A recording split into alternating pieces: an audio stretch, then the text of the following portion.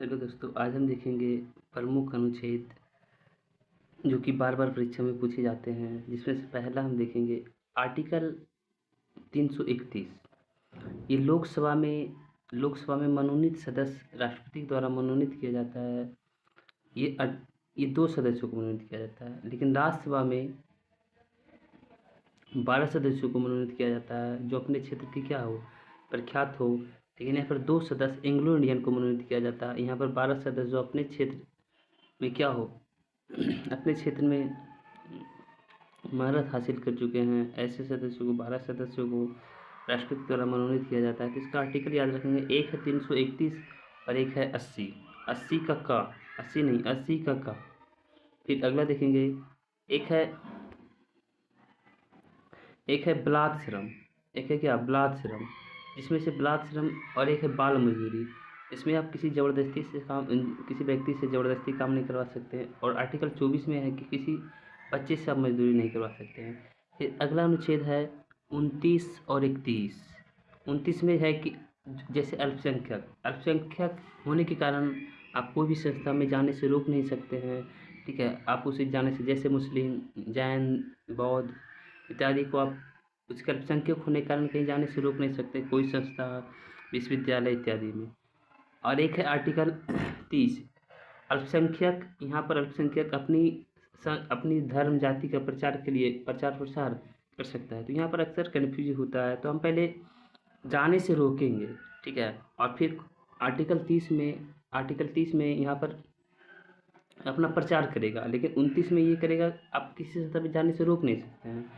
तो यहाँ पर अक्सर कन्फ्यूजन होता है पढ़ते हैं तो, ठीक है। और एक बात कि जब हम फाउंडेशन पॉलिटी पढ़ते हैं तो अक्सर वहाँ पर अनुच्छेद मिलना स्टार्ट हो जाता है। तो हम एक साथ अनुच्छेद पढ़ेंगे तो वहाँ पर आर्टिकल क्लियर हो जाता है कि कौन सा आर्टिकल क्या कहना चाहता है। कुछ कुछ बातें मिलती जुलती है तो वहाँ पर क्लियर हो जाता है, इसलिए एक साथ हम पढ़ेंगे तो समझ अच्छी हो जाएगी। अगला क्वेश्चन देखते हैं। अगला आर्टिकल 330। 330 में लोकसभा में SC/ST का छूट।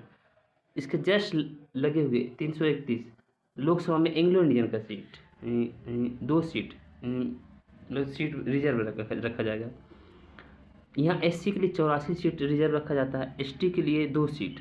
तो ये आर्टिकल 330 में कहा गया, लेकिन एंग्लो इंडियन के लिए 2 सीट रखा गया है, ये आर्टिकल 331 में है। अगला देखेंगे 332। यहाँ देखेंगे 30-31 लोकसभा 30-31 लोकसभा, और यहाँ एक 30-31 लोकसभा, अब 32-33 विधानसभा सेम है। पहले विधानसभा में SC, अब विधानसभा में एंग्लो इंडियन। यहाँ पर लोकसभा में पहले SC और लोकसभा में एंग्लो इंडियन सेम यहाँ पर है, ठीक है। विधानसभा में SC/ST, अब विधानसभा में एंग्लो इंडियन। तो इसको याद रखेंगे 30-31 32-33, इसको लगातार याद रखेंगे तो आप अच्छा से याद रख पाएंगे, ठीक। आगे बढ़ते हैं। 143 में कहा गया कि राष्ट्रपति मुख्य न्यायाधीश से परामर्श ले सकता है, पर मानने के लिए बात नहीं है। यदि राष्ट्रपति किसी मुद्दे पर मुख्य न्यायाधीश से सलाह ले सकता है, क्योंकि मुख्य न्यायाधीश कानून के बहुत बड़े ज्ञाता होते हैं, तो परामर्श ले सकता है, लेकिन मानने के लिए बात नहीं है राष्ट्रपति, ठीक है। अगला देखें 143, 243, 343। ऐसे याद रखेंगे तो बहुत अच्छा याद रहेगा। 143 राष्ट्रपति का परामर्श, ठीक है। फिर 243 पंचायती राज, 343 हिंदी को राजभाषा का दर्जा, हिंदी भाषा को राजभाषा का दर्जा। हिंदी को हम राजभाषा बोलते हैं, राष्ट्रभाषा नहीं बोलते, यहाँ पर थोड़ा सा ध्यान दीजिएगा। हिंदी को राजभाषा बोलते हैं, राष्ट्रभाषा नहीं, राष्ट्रभाषा नहीं बोलते हैं। अगला क्वेश्चन देखेंगे। अगला आर्टिकल हम देखते हैं 100 के आसपास कुछ बहुत इंपॉर्टेंट आर्टिकल है, जिसमें से 108 है संयुक्त अधिवेशन। संयुक्त अधिवेशन की चर्चा ऑस्ट्रेलिया से लिया गया है। जब 2 बिल पर विवाद हो जाता है तो यहाँ पर संयुक्त अधिवेशन बुलाया जाता है। एक है 109। तो 109 में धन विधेयक की चर्चा है, धन विधेयक की परिभाषा है। लेकिन यहाँ पर एक और पॉइंट हम बताना चाहते हैं। 109 धन विधेयक के बारे में बताया गया, लेकिन धन विधेयक की परिभाषा 110 में, लेकिन धन विधेयक के विशेष प्रावधान 109 में है। यहाँ पर ध्यान देंगे, ये है विशेष प्रावधान,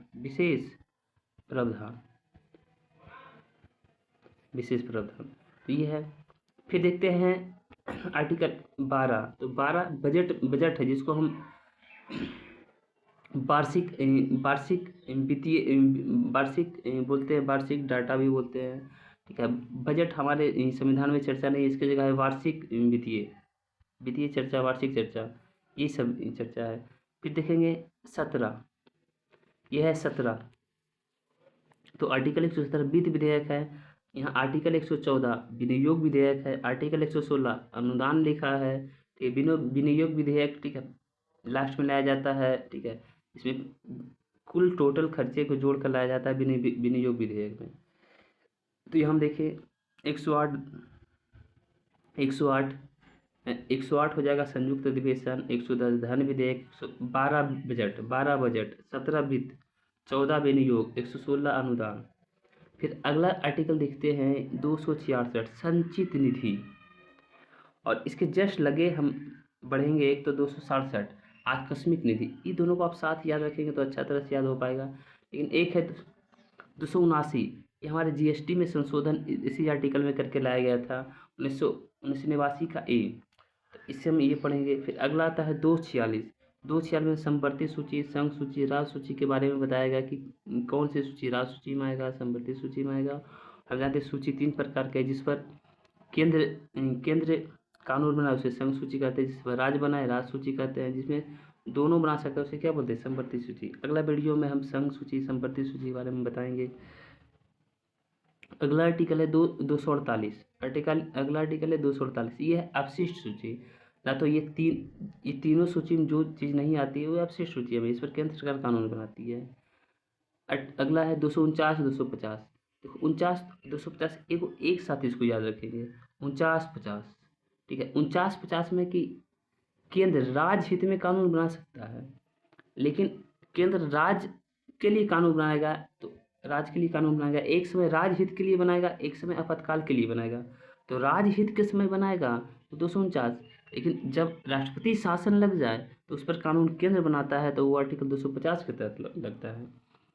ठीक है, राज्य में आपातकाल लागू हो जाए तब। ये दोनों को एक साथ ये रखिए, याद रखेंगे ना तो याद अच्छा से रहेगा, और ये दोनों को एक साथ याद रखेंगे तो याद अच्छा से रह पाएगा, हम लंबे समय तक याद रख पाएंगे। फिर अगला आता है भाषा से संबंधित कुछ, भाषा से संबंधित। तो एक है 343 345 348। तो 343 में राजभाषा हिंदी की चर्चा, 345 में किसी राज्य की राजभाषा क्या है उसकी चर्चा, जैसे बिहार की राजभाषा हिंदी है। और एक सुप्रीम कोर्ट में भाषा की चर्चा, जैसे सुप्रीम कोर्ट आप इंग्लिश में ही वाद विवाद कर सकते हैं। ठीक है, जो भी सारी प्रक्रिया इंग्लिश में होती है। तो यहाँ पर ये सारे है। और एक है यहाँ पर 350 350 350 में है, 350 में कहा गया कि आप हिंदी के विकास के लिए राज्य सरकार को काम करना पड़ेगा। हिंदी के विकास के लिए राज्य सरकार को विकास, यहाँ पर विकास करना है, हिंदी का विकास 350। यहाँ तो थोड़ा सा एक आर्टिकल का ध्यान रखेंगे। अगला आता है 12 आर्टिकल 36, दोनों हमारे राज्य की परिभाषा को बताता है, राज्य की परिभाषा को बताता है, राज्य की परिभाषा को बताता है, जो एक निश्चित नहीं, ये आ जाएगा। ठीक है, तो अगला आर्टिकल देखते हैं, आर्टिकल 72। तो आर्टिकल 72 में कहा गया राष्ट्रपति क्षमादान, किसी व्यक्ति को आर्टिकल क्षमादान कर सकता है, क्षमा कर सकता है वो। ठीक है, किसी भी व्यक्ति को राष्ट्रपति आर्टिकल 72 के अनुसार क्षमा कर सकता है। लेकिन ये कोई व्यक्ति किसी अपराधी को राज्यपाल क्षमा कर सकता है, ये आर्टिकल 161। इसको याद करने का एक छोटा सा ट्रिक है कि जब भी हम जो चीज़ केंद्र में पढ़ते हैं उसमें हम 89 जोड़ देंगे, 89 जोड़ देने पर वो राज्यपाल आ जाएगा। ये राष्ट्रपति राज्यपाल के बराबर होता है, अपने ये केंद्र में अपने जो वैल्यू रखता है वो अपने वही वैल्यू राज्यपाल अपने राज्य में रखते हैं। इसी तरह से महान्यायवादी 76 में, और इसमें निवासी जोड़ देंगे तो ये हो जाएगा 165 महाधिवक्ता। और महान्यायवादी हमारे केंद्र सरकार के सबसे बड़े कानून अधिकारी होते हैं, सबसे बड़े कानून के ज्ञाता होते हैं। उसी तरह राज्य के सबसे बड़े विधिक अधिकारी महाधिवक्ता होते हैं। तो इसमें 2 पॉइंट याद रखेंगे कि ठीक है कि हमें केंद्र से राज्य में जाना है तो 89 जोड़ देंगे तो वो सेम आर्टिकल सेम बातें कही जाएगी, बस वहाँ केंद्र की बातें कही जाएगी, यहाँ पर राज्य की बातें कही जाएंगी। वीडियो अच्छा लगा हो तो एक लाइक करिएगा। हाँ, पढ़ने टाइम कुछ ज़रूरी बातें होते हैं जो कि एक साथ पढ़ने पर क्या होता है, कुछ चीज़ें क्लियर जल्दी हो जाती है। तो इतने इतने आर्टिकल को हम एक साथ क्लियर करने की कोशिश किए हैं। ठीक है, बाकी थैंक यू, मिलते हैं अगले वीडियो में।